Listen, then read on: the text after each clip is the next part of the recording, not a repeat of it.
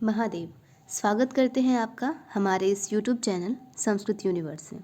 और आज हम आपके सामने फिर से उपस्थित हैं एक नए कंटेंट के साथ। यह है कवियों का सामान्य परिचय।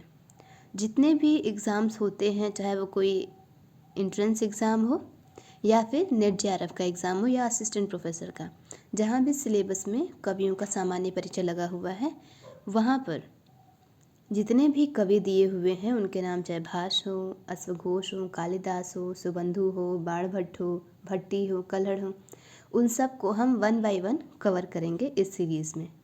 ठीक है, तो चलिए शुरू करते हैं। सर्वप्रथम महाकवि भास का सामान्य परिचय।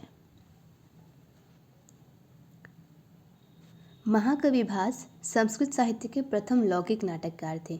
जैसा कि आप सब जानते हैं कि आदि कवि किसे कहा जाता है संस्कृत में? महर्षि वाल्मीकि को आदि कवि कहा जाता है। ठीक है, तो उसी तरह जो संस्कृत साहित्य का जो लौकिक संस्कृत साहित्य माना गया है, उसमें जो प्रथम जिन्हें हम माना जाता है लेखक ग्रंथकार जो भी कहें, तो वह कौन आते हैं? महाकवि भास। चूँकि महाकवि भास ने 13 रूपक रचे हैं, रूपक नाटकों के अंतर्गत आता है, नाटक का एक भेद है, इसलिए संस्कृत साहित्य के प्रथम लौकिक नाटककार के रूप में हम महाकवि भास को जानते हैं। ठीक, महाकवि भास का जन्म लगभग 100 से 200 ईसा पूर्व के बीच में हुआ था। ये महाकवि कालिदास के पूर्ववर्ती माने जाते हैं और कहा जाता है कि आदि कवि महर्षि वाल्मीकि और महर्षि व्यास के बाद यदि लौकिक साहित्य में कोई संस्कृत का लेखक हुआ है या नाटककार हुआ है तो वह है महाकवि भास। ये वैष्णव जो धर्म है, वैष्णव संप्रदाय के उपासक थे और इनकी रीति थी वैदर्भी रीति। प्रसाद, माधुर्य और ओज, ये जो तीनों गुण होते हैं, ये तीनों गुण इनको प्रिय थे, इसलिए इन्होंने तीनों गुणों का प्रयोग किया है अपनी रचनाओं में। मुख्यतया श्रृंगार एवं वीर रस का प्रयोग मिलता है इनके ग्रंथों में। इनकी जो शैली थी वह सरल भाषा का प्रयोग ये करते थे और अकृत्रिम शैली थी, उसमें कोई भी बनावट नहीं थी। विद्वता दिखाने के चक्कर में कहीं भी ये कृत्रिमता नहीं करते थे।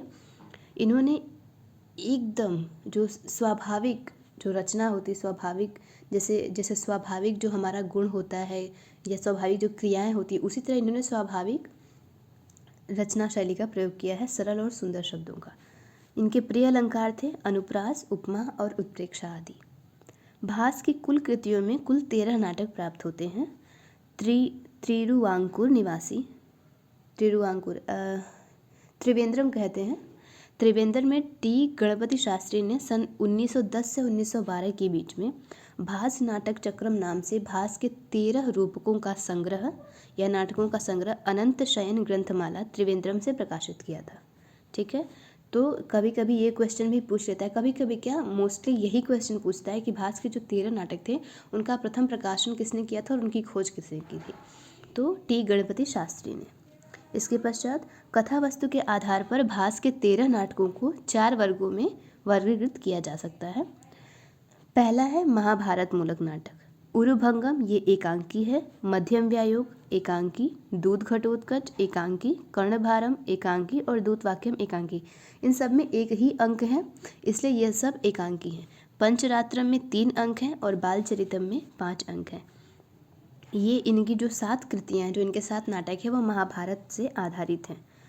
उसके पश्चात रामायण मूलक नाटक, प्रतिमा नाटक और अभिषेक नाटक, लोक कथा मूलक, अविमारक और चारुदत्तम, उदयन कथा मूलक नाटक, प्रतिज्ञा योगंतरायण और स्वप्नवासोदत्तम। स्वप्नवासोदत्तम इनका सर्वाधिक चर्चित नाटक है जिसमें 6 अंक हैं। अब हम पढ़ते हैं कि महाकवि भास की उपाधियाँ क्या थी। तो महाकवि भास की उपाधियाँ थी धावक, कविता कामिनी हास, अग्निमित्र, भासो हास। धन्यवाद।